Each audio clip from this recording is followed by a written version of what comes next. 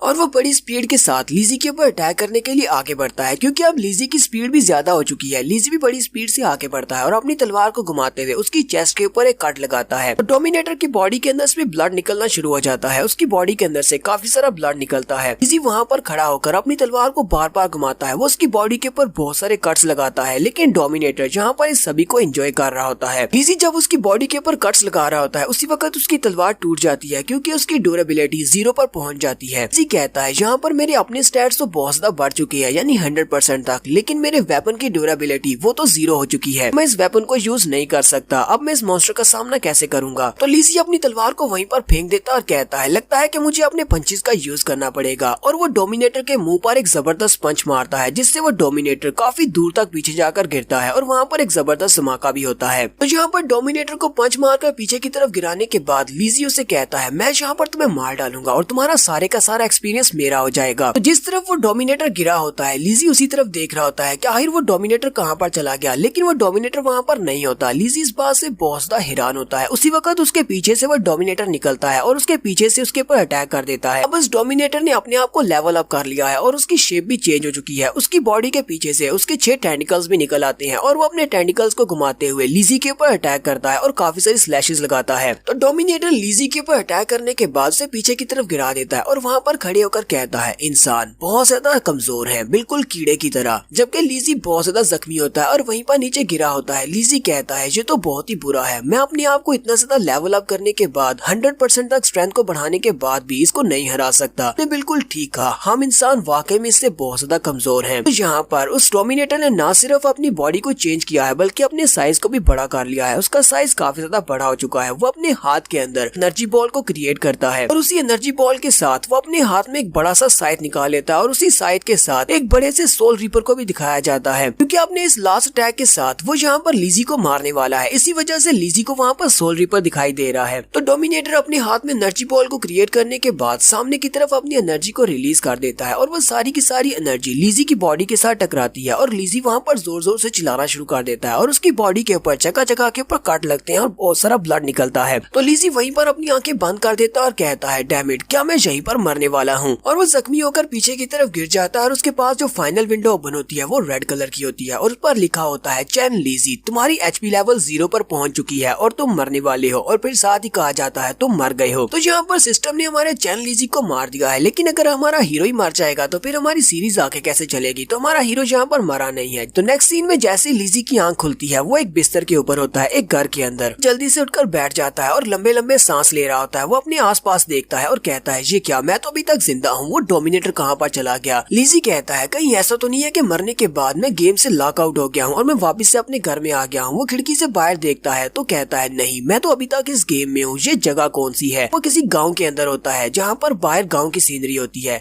काफी ज्यादा हैरान होता है और कहता है, ये कौन सी जगह है और मैं कौन सी जगह पर हूँ? वो जल्दी से अपनी विंडो को ओपन करता है और कहता है, चलो देखते हैं। लगता है कि मैं यहाँ पर बिगिनर्स विलेज में आ गया हूँ। लिजी कहता है, मेरे पास विंडो ओपन हो रही है, इसका मतलब यह है कि मैं अभी तक किसी गेम के अंदर हूँ। लेकिन ऐसा कैसे हो सकता है? मुझे अच्छी तरह से याद है उस डोमिनेटर ने मेरे पर अटैक किया था और मैं वहाँ पर मर गया था, लेकिन मैं अभी तक जिंदा हूँ, वो भी अपनी पूरी बॉडी के साथ, और बॉडी के ऊपर कोई भी स्क्रैच भी नहीं है। अपनी शर्ट को उठाता है और अपने पेट के ऊपर देखता है। वो कहता है, बॉडी के ऊपर तो कोई भी जख्म नहीं है, कोई भी इंजरी का निशान भी नहीं है, मेरी बॉडी बिल्कुल परफेक्ट है। ऐसा कैसे हो सकता है? मैं अभी तक जिंदा कैसे हूँ? और यहीं पर हम लोग का है। फिर वो अपनी बॉडी की तरफ देखता है और कहता है, मेरी बॉडी के ऊपर बहुत सारी इंजरीज थी, सारी की सारी हील हो चुकी हैं, लेकिन ऐसा कैसे हो सकता है? मैं बिल्कुल ठीक कैसे हूँ? वो वहीं पर अपनी शर्ट को ऊपर उठाता है और अपने सिक्स पैक्स की तरफ देख रहा होता है, अपने पेट की तरफ, कि यहाँ पर कोई भी इंजरी नहीं है। उसी वक्त दरवाजा खुलता है और बाहर से एक लड़की अंदर आती है। तो वो लिजी के लिए नए कपड़े लेकर आई होती है। वो जैसी अंदर आकर लिजी को देखती है कि वो उठकर बैठा हुआ है, वो उसे कहती है, तो तुम जाग गए। लेकिन जैसी वो देखती है कि लिजी ने अपनी शर्ट उठाई होती है और नीचे से सिक्स पैक्स नजर आ रहे होते हैं, वो शर्माते हुए वहीं पर चुप करके खड़ी हो जाती है। फिर साथ ही वो भागती हुई बाहर की तरफ जाती है और बाहर जाकर चिल्लाकर कहती है, ग्रैंडपा उबारे, ये तो जाग गया। जबकि लिजी पीछे से उसे इशारा कर रहा होता है, जरा रुको, मुझे तुमसे कुछ पूछना है। लिजी भी इस बात से बहुत ज्यादा हैरान होता है। लिजी सोच रहा होता है, कहीं ऐसा तो नहीं है कि मैं बिगनर्स विलेज में ट्रांसफर हो गया हूँ और ये बिगनर्स विलेज है और ये सारे नॉन प्लेइंग कैरेक्टर्स है। यहीं पर ग्रैंडपा उबारे की तरफ भी दिखाते हैं। ग्रैंडपा उबारे बाहर धान की खेती कर रहे होते हैं। उन्हें जब अपनी पोती की आवाज आती है तो वो भी चिल्लाकर उसे कहती है, क्या कहा तुमने? जरा जोर से चिल्लाकर कहना। तो वो फिर से चिल्लाकर उसे कहती है, ग्रैंडपा, वो लड़का जाग गया है। ग्रैंडपा उसे कहते हैं, ठीक है, मैं आ रहा हूँ। फिर वो दोनों ही अंदर आकर उसके पास बैठ जाते हैं। तो लिजी उन्हें सारी बात बताता है कि वो वहाँ पर डेजर्ट के अंदर मर गया था। वो लोग हैरान हो जाते हैं और कहते हैं, ऐसा कैसे हो सकता है? अगर तुम मर गए थे तो फिर जिंदा कैसे हो? लिजी उनसे कहता है, ये बात वाकई में सच है, एक मॉन्स्टर ने मेरे पर अटैक किया था, मेरी पूरी बॉडी के ऊपर जख्मों के निशान थे। उस वक्त वहाँ पर मेरी आंखें बंद हो गई थी, मुझे नहीं पता कि मैं यहाँ पर कैसे पहुँचा हूँ। क्या तुम लोग मुझे यहाँ पर लेकर आए हो? सैली उसे कहती है, हाँ, मेरे ग्रैंडपा उबारे तुम्हें लेकर आए हैं। ये जब शिकार करने के लिए गए थे तो तुम उन्हें वहाँ पर मिले, इसलिए ये तुम्हें उठाकर घर ले आए। इस वक्त तुम्हारी हालत बहुत ज्यादा खराब थी, तुम मरने के बहुत ज्यादा करीब थे, लेकिन तुम मरे नहीं थे, तुम अभी तक जिंदा थे। तो ग्रैंडपा उबारा ने तुम्हारा सारा ट्रीटमेंट किया। ग्रैंडपा उबारे उसे कहते हैं, मुझे नहीं पता कि तुम यहाँ पर किस तरह की बातें कर रही हो, ये कोई गेम वर्ल्ड नहीं है और ना ही यहाँ पर इस गाँव को कोई बिगनर्स विलेज कहा जाता है। ये तो हमारा अपना गाँव है और ना ही हम लोग कोई नॉन प्लेइंग कैरेक्टर्स हैं, ना ही तुम्हारी तरह हम लोग इस गेम के कोई प्लेयर्स हैं। लिजी उनकी बातें सुनने के बाद बहुत ज्यादा हैरान होता है और सोच रहा होता है, ऐसा कैसे हो सकता है? ऐसा नहीं हो सकता, मैं तो अभी तक किसी गेम के अंदर हूँ। अगर मैं एक प्लेयर हूँ तो बाकी के सभी लोग या तो नॉन प्लेयर कैरेक्टर्स हो सकते हैं, यहाँ पे ये सारे प्लेयर्स हो सकते हैं। हो सकता है कि ये लोग कई सालों से यहाँ पर इस गेम के अंदर फंसे हूँ मेरी तरह, इसी वजह से ये लोग इस बारे में भूल चुके हैं कि ये लोग एक गेम के अंदर हैं। फिर साथ ही उसे याद आता है कि मैं इनको अपनी विंडो के बारे में बता सकता हूँ। वो उन्हें कहता है, जरा यहाँ पर देखो, क्या तुम लोगों को ये विंडो दिखाई दे रही है? ये गेम सिस्टम है। सैली और ग्रैंडपा दोनों ही उस तरफ घूर घूर कर देख रहे होते हैं क्योंकि उन्हें वहाँ पर कुछ भी दिखाई नहीं दे रहा होता है। लिजी उनसे कहता है, जरा गौर से देखो, ये गेम है और इसके अंदर ये मिशन टैब है, ये स्टेटस टैब है और इसके अंदर ये इक्विपमेंट टैब है। ऐसा सब कुछ तो सिर्फ गेम्स के अंदर ही होता है, यहाँ तक इसके अंदर एक मिनी मैप भी है। तो लिजी वहाँ पर हवा में इशारे कर रहा होता है। हालांकि असल में वो हवा में इशारे नहीं कर रहा होता बल्कि अपनी विंडो की तरफ इशारे कर रहा होता है। सैली अपने ग्रैंडपा से कहती है, ग्रैंडपा उबारे, ऐसा तो नहीं है कि किसी मॉन्स्टर ने इसके सर के ऊपर कुछ ज्यादा ही गहरी चोट दे दी है जिसकी वजह से इसका दिमाग हिल गया है। ग्रैंडपा से कहते हैं, हाँ मुझे लगता है कि इसका दिमाग कुछ ज्यादा ही हिल गया है, अब ये लड़का पागल हो गया है। तो लिजी अपनी विंडो के अंदर जाओमिंग की आईडी और साथ में उसके एक दोस्त जिसका नाम जीएम होता है उसकी आईडी को सर्च कर रहा होता है। वो कहता है, मैं अभी तक इस गेम के अंदर उन दोनों की आईडी को सर्च नहीं कर पा रहा, लगता है कि अब मेरा बाहर की दुनिया के साथ कोई भी कांटेक्ट नहीं रहा, मैं बाहर की दुनिया के साथ राब्ता नहीं कर सकता।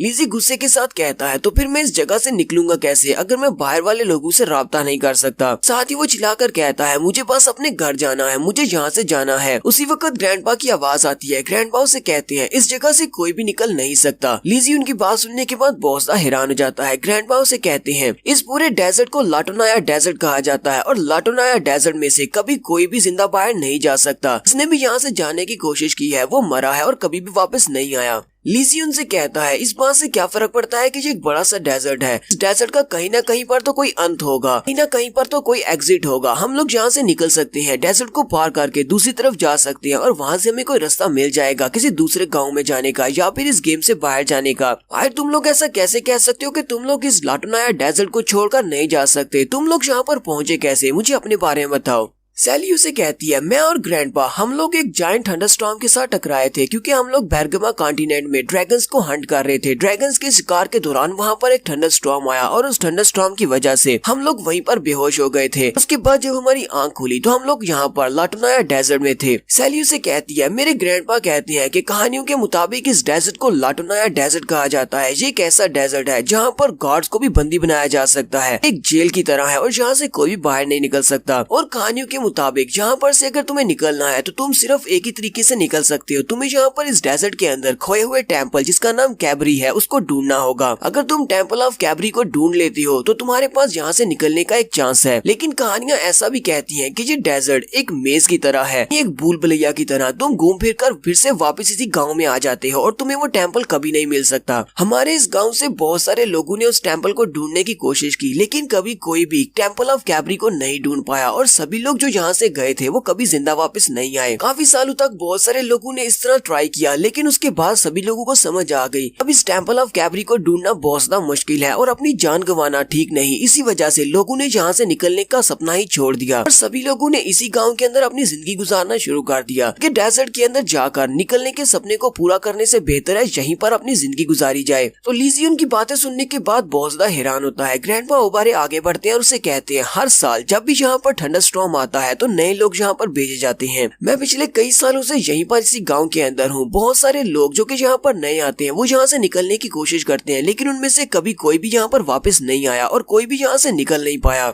ग्रैंडपा लिजी से कहते हैं, तुम्हें इस रियलिटी को एक्सेप्ट करना होगा, आज के बाद तुम इसी गाँव के एक मेंबर हो और यहीं पर अपनी जिंदगी गुजारना पड़ेगी, थोड़ी देर आराम कर लो। उसके बाद सैली तुम्हें इस पूरे गाँव को विजिट करवा देगी, वो तुम्हें दिखाएगी कि यहाँ पर गाँव में जिंदगी किस तरह गुजरती है। लिजी कहता है, मैं इस बात को एक्सेप्ट कैसे कर लूं कि मैं यहाँ पर किसी गेम के अंदर नहीं बल्कि किसी और दुनिया के अंदर हूँ। मुझे पता है कि मैं अभी तक एक गेम के अंदर हूँ। मैंने बहुत सारी मानवा स्टोरीज को पढ़ा है, उनमें ऐसा ही होता है कि अचानक से एक प्लेयर गेम के अंदर चला जाता है और वहाँ पर उसे मिशन को पूरा करना पड़ता है गेम के अंदर से निकलने के लिए। मुझे लगता है कि मेरे साथ भी बिल्कुल वैसा ही हो रहा है। इसी वक्त उसके पास एक विंडो ओपन होती है और उसे कहा जाता है, तुम्हारे पास एक नया मिशन है और उस मिशन का नाम होता है द रिवेंज ऑफ कैबरी और साथ ही उस मिशन की इंट्रोडक्शंस भी दी जाती है। उसे कहा जाता है, अब जबकि तुम्हें रीबॉर्न किया गया है, गॉड कैबरी ने अपनी पावर्स के साथ तुम्हें रीबॉर्न करवाया है और यहाँ पर तुम्हें अपनी प्रोटेक्शंस दी हैं और साथ ही ब्लेसिंग्स भी दी हैं। इसी वजह से तुम्हें गॉड कैबरी के टेम्पल को ढूंढना होगा और उसको अनसील करना होगा और साथ ही उसे मिशन को क्लियर करने के लिए कुछ कंडीशंस दी जाती हैं कि उन्हें इन सारे मिशंस को पूरा करना होगा। सबसे पहले उसे इस लाटोनाया डेजर्ट के अंदर खोए हुए टेम्पल ऑफ कैबरी को ढूंढना होगा। उसके बाद जब उसे वो टेम्पल मिल जाएगा तो उसके अंदर उसका गार्डियन है जिसका नाम नेब्रस है, नेब्रस को हराना पड़ेगा। एक बार नेब्रस को हरा दिया तो नेब्रस को हराने के बाद कैबरी की सील अनलॉक हो जाएगी। इस तरह तुम्हारा मिशन पूरा हो जाएगा और मिशन को पूरा करने पर उसे जो रिवार्ड्स बताए जाते हैं वो ये होती हैं कि अगर तुमने वहाँ पर इस मिशन को पूरा कर दिया तो तुम्हें एक चाबी मिलेगी। उस चाबी की मदद से तुम लाटोनाया डेजर्ट को छोड़कर अपनी दुनिया में वापस जा सकते हो।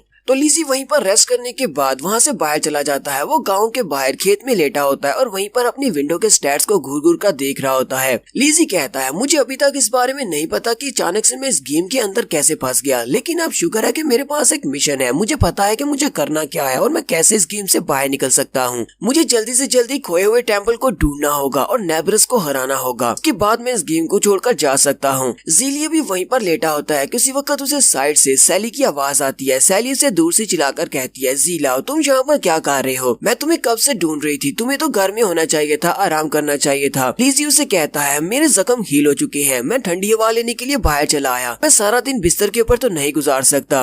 लीजी भी उठकर खड़ा हो जाता है और सामने की तरफ इशारा करते हुए उसे कहता है, यहाँ पर सामने जो डेजर्ट दिखाई दे रहा है, क्या इसी को लाटुनाया डेजर्ट कहा जाता है? सैली उसे कहती है, हाँ तुम इसे लाटुनाया डेजर्ट कह सकते हो, लेकिन असल में बात ये है कि ये सारे का सारा एरिया ही लाटुनाया डेजर्ट है। हम लोग इस वक्त जिस विलेज में है ये भी लाटुनाया डेजर्ट के अंदर है। ये तो सिर्फ एक छोटा सा गांव है जो कि लाटुनाया डेजर्ट के सेंटर में है। हमारी चारों तरफ लाटुनाया डेजर्ट है। हम लोग चारों तरफ चाहे जिस तरफ भी चले जाए, हम इस डेजर्ट को पार करके नहीं जा सकते। लीजी उसकी बात सुनने के बाद चारों तरफ घूमता है तो वाकई में चारों तरफ डेजर्ट होता है, जबकि उसके डेजर्ट में ये छोटा सा गाँव है। लीजी उसे कहता है, अगर वाकई में यहाँ पर चारों तरफ ये डेजर्ट है तो इसका मतलब उस खोए हुए टेम्पल ऑफ टैबरी को ढूंढना बहुत ज्यादा मुश्किल हो सकता है। सैली उसे कहती है, क्या तुम वाकई में उस खोए हुए टेम्पल को ढूंढने के लिए जाने वाली हो? हमने कहा था कि ऐसा मत करो क्योंकि कोई भी उसको नहीं ढूंढ पाया। लीजी उसे कहता है, मुझे यहाँ पर अपनी बाकी की सारी जिंदगी नहीं गुजारनी, मुझे यहाँ से वापस जाना है, इसी वजह से मुझे टेम्पल ऑफ कैबरी को ढूंढना पड़ेगा। सैली उसे कहती है, ऐसा कोई टेम्पल है ही नहीं, बहुत सारे लोगों ने उसे ढूंढने की कोशिश की है, लेकिन कोई भी इस जगह को छोड़कर उस टेम्पल को नहीं ढूंढ पाया और कभी जिंदा वापस नहीं आया। अगर तुम भी इस डेजर्ट के अंदर जाओगे तो किसी पावरफुल दुश्मन के हाथों मारे जाओगे। लीजी उसे कहता है, मैं एक बार तो पहले से इस गेम में मर चुका हूँ, अब मैं दोबारा नहीं मरने वाला। मुझे जल्दी से जल्दी उस टेम्पल को ढूंढना है ताकि मैं अपने घर वापस जा सकूं। मुझे यहाँ पर नहीं रुकना। फिर वो सैली से कहता है, चलो मेरे साथ आओ, हम लोग गाँव में चलते हैं और टाउन को घूम कर आते हैं। और वो दोनों यहाँ से गाँव को घूमने के लिए निकल पड़ते हैं। तो नेक्स्ट एपिसोड में हमें जबरदस्त फाइटिंग सीन देखने को मिलेंगे। यहीं पर एपिसोड 6 का एंड होगा। एपिसोड की एक्सप्लेनेशन अच्छी लगी हो तो कमेंट करके जरूर बताइएगा। चैनल को सब्सक्राइब कर दे, वीडियो को लाइक और शेयर कर दे। शुक्रिया।